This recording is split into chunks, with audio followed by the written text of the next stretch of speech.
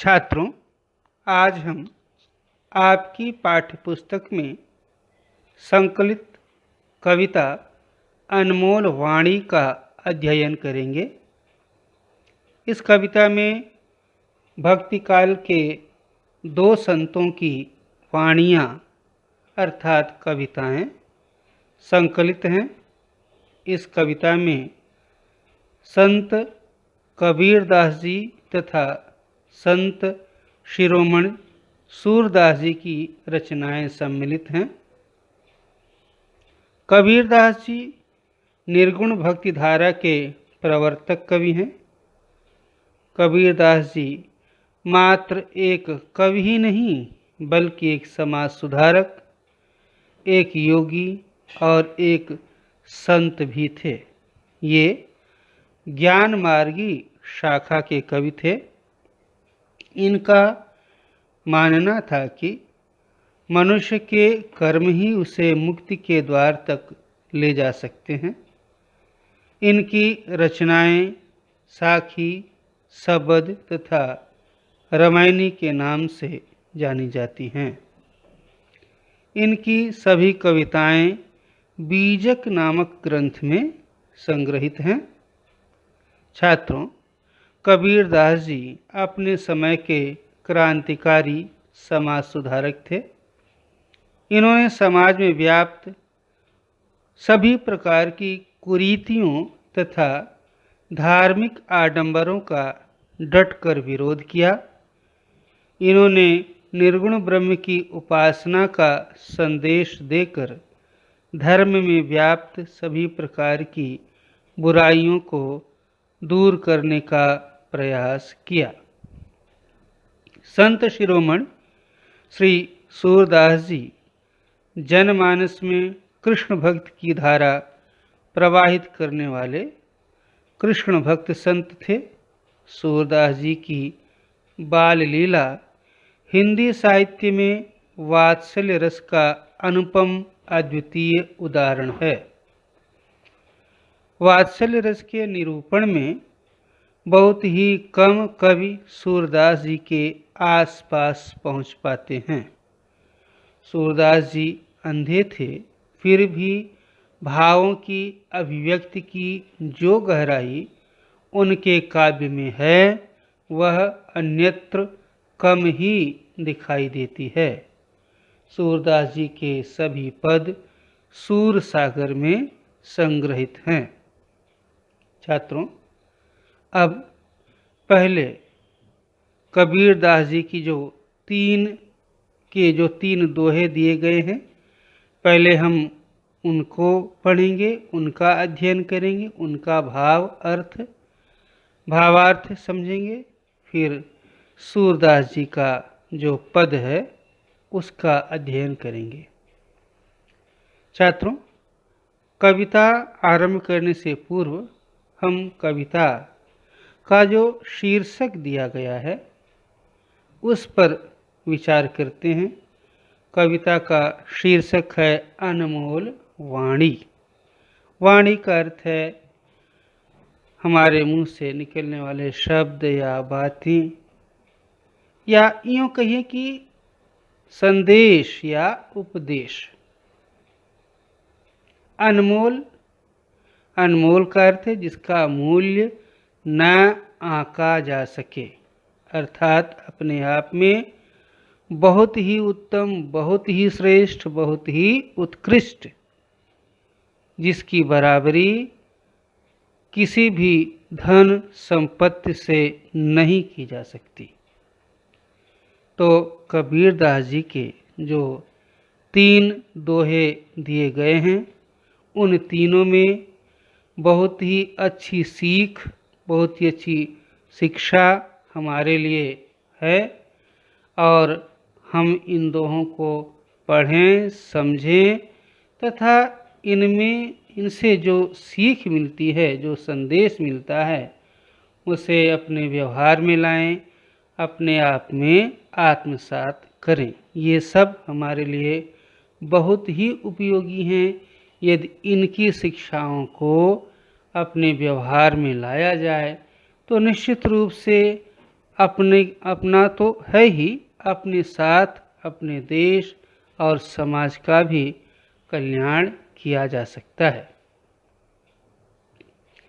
तो पहली दोहा है कबीरदास जी की, जैसा भोजन खाइए तैसा ही मन होए, जैसा पानी पीजिए तैसी वाणी होए।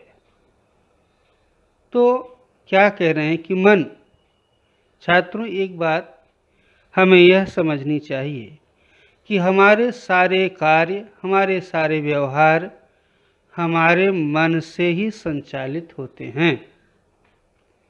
मन में जैसे भाव रहेंगे, जैसे विचार रहेंगे, उसी तरह से हमारा व्यवहार बनता है, उसी तरह से हमारा आचरण बनता है। मन में अगर शुद्ध, सात्विक, पवित्र विचार रहेंगे तो हमारा व्यवहार भी क्या होगा? शुद्ध होगा, सात्विक होगा, पवित्र होगा। और जब व्यवहार अच्छा होगा तो परिणाम भी अच्छा होगा। लेकिन कवि क्या कह रहे हैं कि हमारे मन के विचारों को प्रभावित करने वाला तत्व क्या है? भोजन। जैसा भोजन खाइए, कि जैसा भोजन हम खाएंगे, जैसा भोजन करेंगे, वैसा ही, तैसा अर्थात वैसा ही मन होए। हमारा मन वैसा ही होगा, हमारे मन में वैसे ही विचार आएंगे। तो भोजन यदि शुद्ध हो, सात्विक हो, तो मन में भी क्या है? शुद्ध और सात्विक विचार आएंगे। और विचार अच्छे आएंगे तो कर्म अच्छे होंगे, कर्म अच्छे होंगे तो फल अच्छे मिलेंगे। तो इसलिए भोजन जो हम करें, भोजन हमारा शुद्ध होना चाहिए, सात्विक होना चाहिए।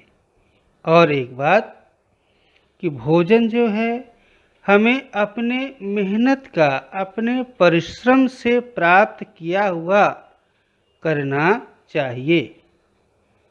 सही तरीके से, ईमानदारी से, मेहनत से, परिश्रम से जो मिले वही हमें भोजन के रूप में स्वीकार करना चाहिए। और यदि हम वैसा, वही भोजन क्या है? शुद्ध है, वही सात्विक है। गलत तरीके से धन जुटा करके, किसी का छीन झपट करके जो भोजन हम करेंगे तो वह भोजन हमारे स्वास्थ्य के लिए भी और हमारे मन के लिए भी क्या है? अच्छा नहीं होगा। उसका शारीरिक और मानसिक दोनों ही प्रभाव अच्छा नहीं होगा। तो इसलिए भोजन हमारा शुद्ध हो, सात्विक हो, सही तरीके से, सही मार्ग पर, सही रास्ते पर चल करके वह संग्रहित किया हो, जमा किया हो, प्राप्त किया हो, ऐसा ही भोजन हमें करना चाहिए। क्योंकि भोजन का हमारे मन पर प्रभाव पड़ता है, मन से विचार उत्पन्न होते हैं और विचारों से हमारा व्यवहार होता है। यदि मन के विचार अच्छे नहीं रहे तो व्यवहार अच्छे नहीं होंगे। और मन के विचार कब बिगड़ जाएंगे? जब हमारा भोजन बिगड़ जाएगा। इसलिए हमेशा भोजन जो है वो शुद्ध हो, सात्विक हो, अपनी मेहनत का हो, ईमानदारी से जमा किया गया हो। इन बातों का ध्यान रखें। जैसा पानी पीजिए तैसी वाणी होए। और जैसा पानी, जैसा जल आप पिएंगे वैसे ही हमारी वाणी होगी, बोली होगी। तो पानी भी क्या है? हम शीतल पिएं, मधुर पिएं, स्वच्छ पिएं, तो हमारी वाणी भी क्या है? स्वच्छ हो, मधुर हो, शीतल हो। क्योंकि वाणी का हमारे व्यवहार में बहुत ही महत्वपूर्ण स्थान होता है। वाणी का हमारे व्यवहार में, सामाजिक जीवन में क्या महत्व है? कवि ने अगले दोहे में बताया है। वाणी, तुलसीदास जी लिखते हैं वाणी के विषय में कि तुलसी मीठे वचन ते सुख उपजत चहु ओर, वशीकरण एक मंत्र है तज दे वचन कठोर।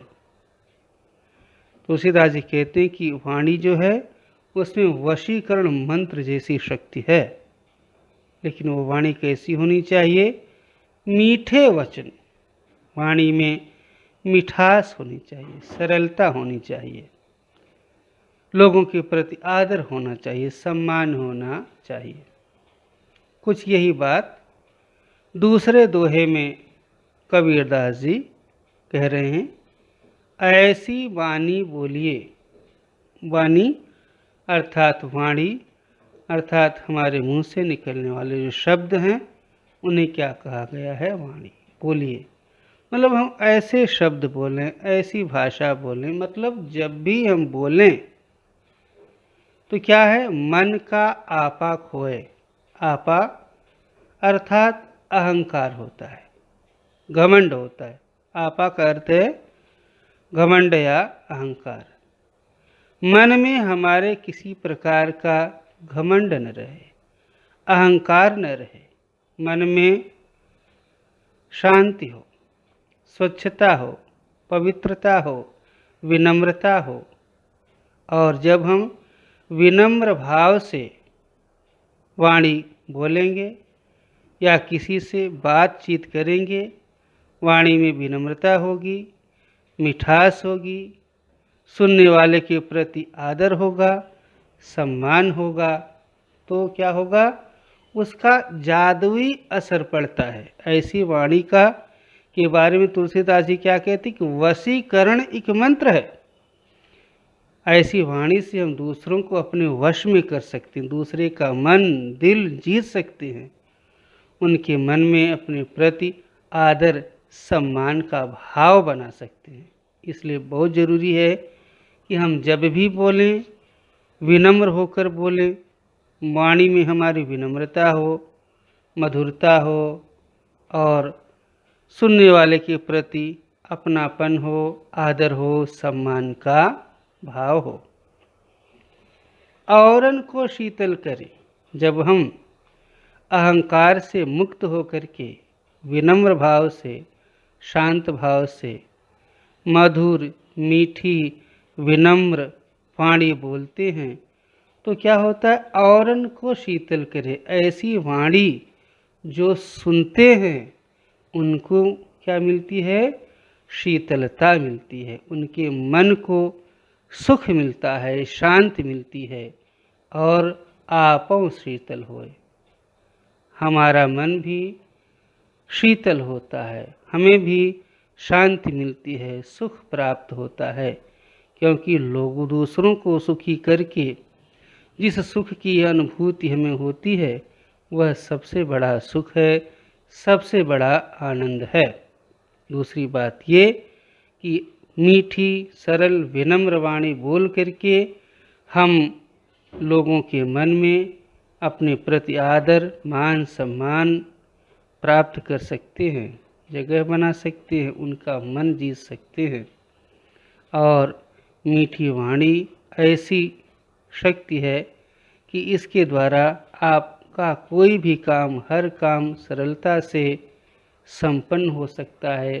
तमाम हर व्यक्ति आपकी सहायता के लिए तत्पर रहेगा। और वहीं इसके विपरीत यदि आप कड़वी वाणी बोलेंगे तो आपके अपने भी आपसे दूर हो जाएंगे। तो छात्रों, इसलिए जब भी बोलें, जिससे भी बोलें, आपकी वाणी में मधुरता हो, विनम्रता हो, अपनापन हो।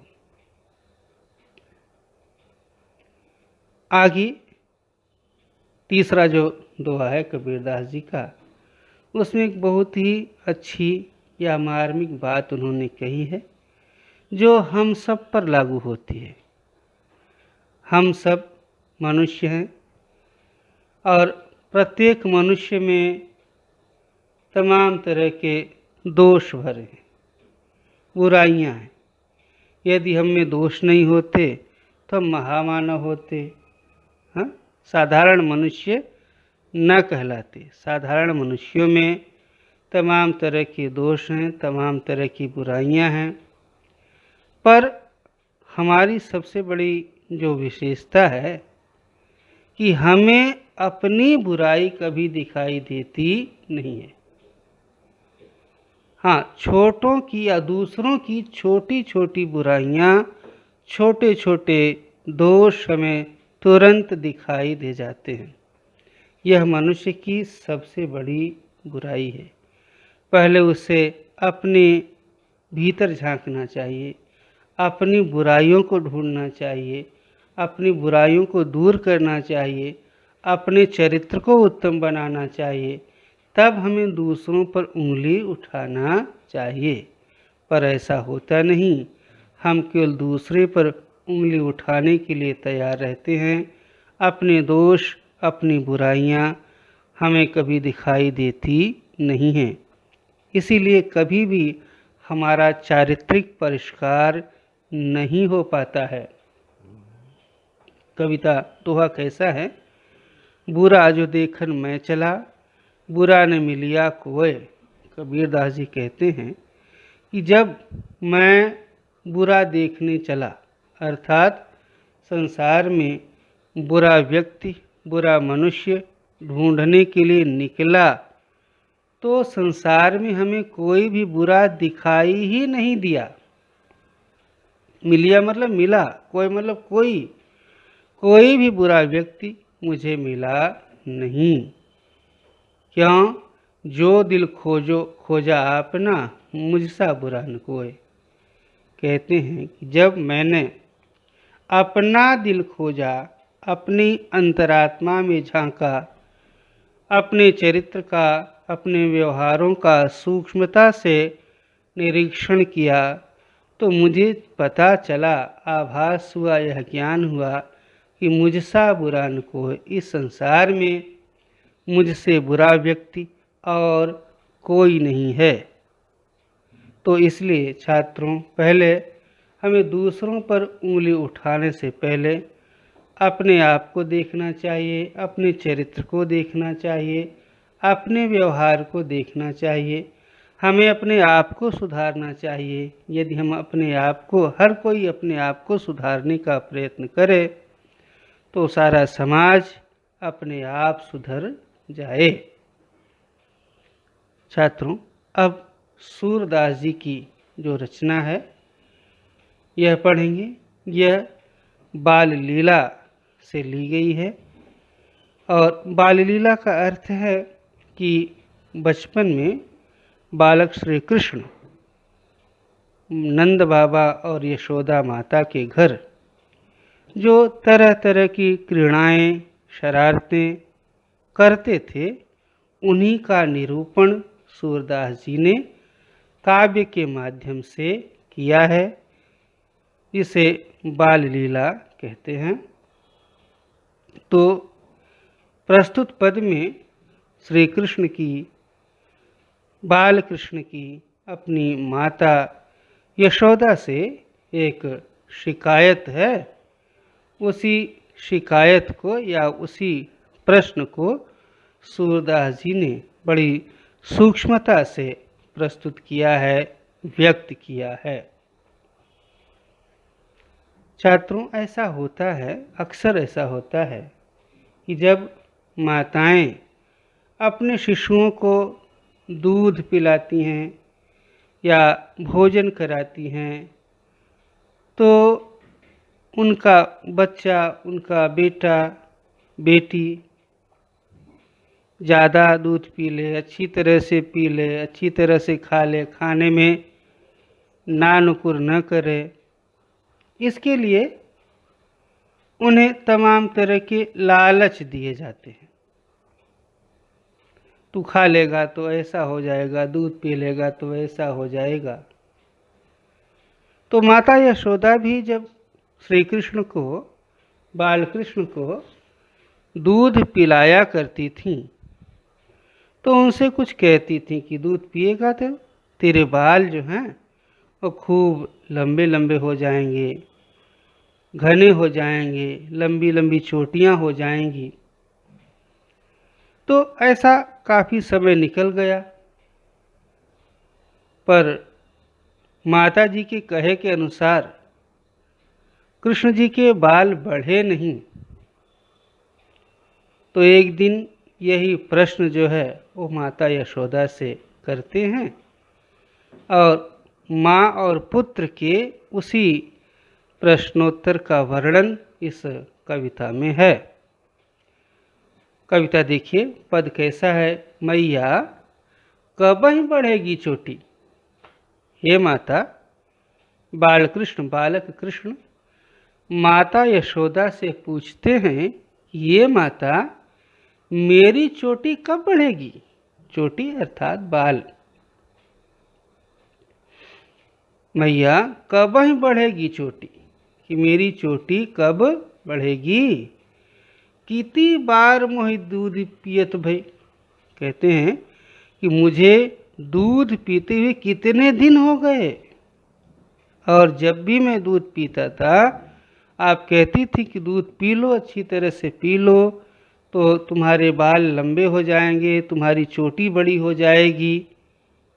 तो कितने दिन से मैं दूध पी रहा हूँ। कितनी बार मोहि दूध पियत भई। यह अजहू है छोटी, पर ये आज भी छोटी की छोटी ही है। यह बढ़ क्यों नहीं रही है, कब ये बढ़ेगी। तू जो कहती बल की बेनी ज्यों। बल अर्थात श्री कृष्ण के बड़े भाई बलराम या बलदाऊ।